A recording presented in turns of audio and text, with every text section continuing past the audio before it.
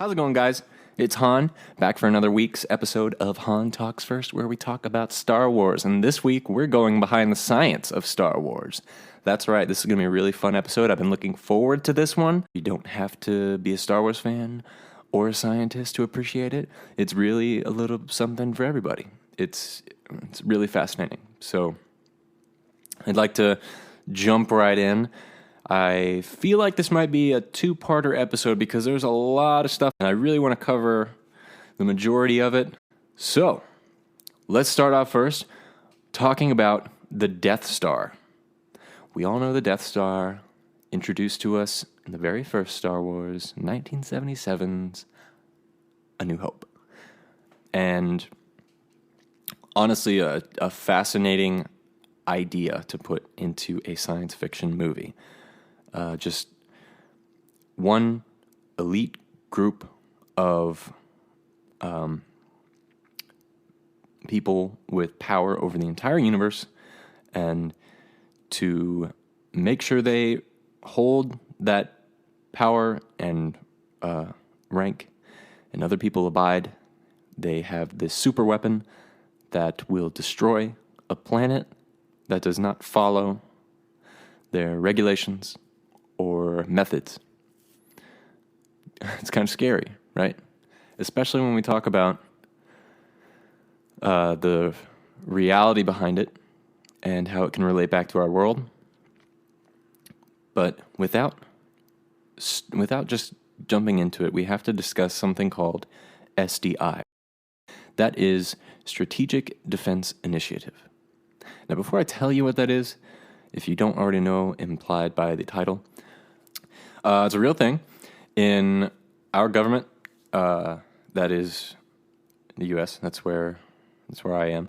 If you're listening out of country, you probably have something similar with a different name attached to it. But it's pretty much just a defense initiative for making sure that threats can be tackled if acted upon. For example, a flash attack, somebody invading or threatening the country with missiles, bombs, whatever. This is just to prevent them and or attack them when they are also on the move. I'll get more into it. I just want to give some background about our history, the U.S. history, and of course global history. But during the late 50s began the space race. If you don't know what that is, I feel bad for you. You should know. But it's where all the major countries of the world were trying to make it so they can get the first man into space. During the times of the original trilogy, which was late 70s, early 80s, NASA had actually abandoned space missions and the majority of sending people to space, sending out probes, just anything that had to do with it. It was kind of getting old. The space race was kind of over, so everything was kind of scrapped. Shortly after that, shortly after the time after Star Wars came out, the popularity became so high and invested in people wanting to know more about space and sentient life, etc. And it became popularized again, and people started taking space travel and weaponizing of space seriously again. And then NASA opened it back up, just missions and space travel and stuff like that. Now, because of this, it created paranoia for the Strategic Defense Initiative, SDI. More so after the first Soviet rocket had launched its first human into space. So all of this kind of goes together. The idea and ambition was to have a super weapon aimed to protect the U.S. from attacks from space. Examples that I gave earlier, or such as a missile traveling through space could be disengaged while on land.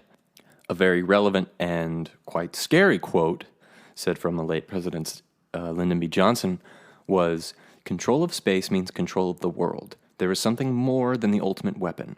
That is the ultimate position, the position of total control over Earth that lives somewhere in space. Let's think about that. He's saying that if you want to control something, it has to be in your grasp. And the idea that being in space gives you control over that property gives you the ultimate weapon. Protection and defense, and also strikes. This is very Palpatine-esque. It almost sounds like a quote from Revenge of the Sith. Palpatine wants to create a Death Star, the ultimate weapon, that gives you the ultimate position of power and gives you total control over the Earth. Now, for Palpatine, it wasn't just the Earth, it was all planets, because this is an intergalactic movie. I just think that's a really interesting quote. So that's a little background context of the Death Star. So the idea of a Death Star is really not that far off of ideas humans have had in the past or today. So let's talk about what it would take to get a Death Star. Is it possible? It is possible. But it would be very, very difficult and one hell of a challenge to achieve. So let's talk about the size of it. They mention it's the size of a moon. It is about 75 miles in diameter. It's pretty big. So in order to cover that surface, you would need 134 quadrillion tons of steel.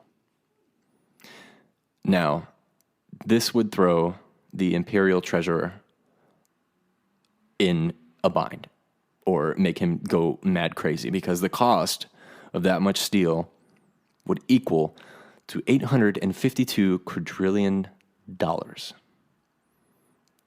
Have you ever heard of somebody even saying that word quadrillion before? I mean, it's insane. And this is just if we're talking about a unit of cost that we measure our currency by. So don't know about Star Wars. I mean, there is a whole banking clan that handles this, and we do know that the Empire had control over it. Now, it's just the cost of the steel. We also have to consider the production rates, electric, plumbing, gravity, the weaponizing of the unit, and generators. Not to mention the shipping cost. Producing the pre-production of this weapon / battle station, just to produce this amount of steel, you would need 800,000 years to make it. Think about that too. So if the Star Wars galaxy runs on the same unit of time measurement that we do, it would take 800,000 years to just produce that much steel. So let's talk about who built it, why they built it, how they built it. So the Death Star was constructed above Geonosis. Geonosis is the planet we visited in Episode 2, Attack of the Clones, where Obi-Wan went on his spy mission. He followed Jango, and that's where the Clone Wars began. And Geonosins didn't have that much steel on the planet, being that it's a desert hive. So you'd have to ship your resources. So not only do you have to create the steel, but you have to ship it to Geonosis, because they built it above the planet. You can't build it on ground. If it's bigger, it has to be built in space. They did build it using slave labor, some of which were Wookiees. Actually, majority of were Wookiees. We see that a lot in the Star Wars world. We see it in Clone Wars. I saw it in Solo, too. I wish they'd have gone more into it in Solo, because it's a big part of the Star Wars world, just that they use Wookiees for slave labor. Probably because they live longer. They're much more stronger than humans. And they're also not as civilized as the human or the basic race. They don't speak basic, and they live in jungles. So it's very easy for someone to come in and apprehend them and force them into labor. So from all of this background on the Death Star, what we can learn from the hopes to get a Death Star or to possibly build one, and if it's possible or whatever, is that the future of the human race is in space.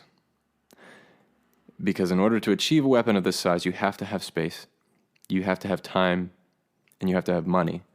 Humans can't live forever on the planet. There'll be overpopulation. So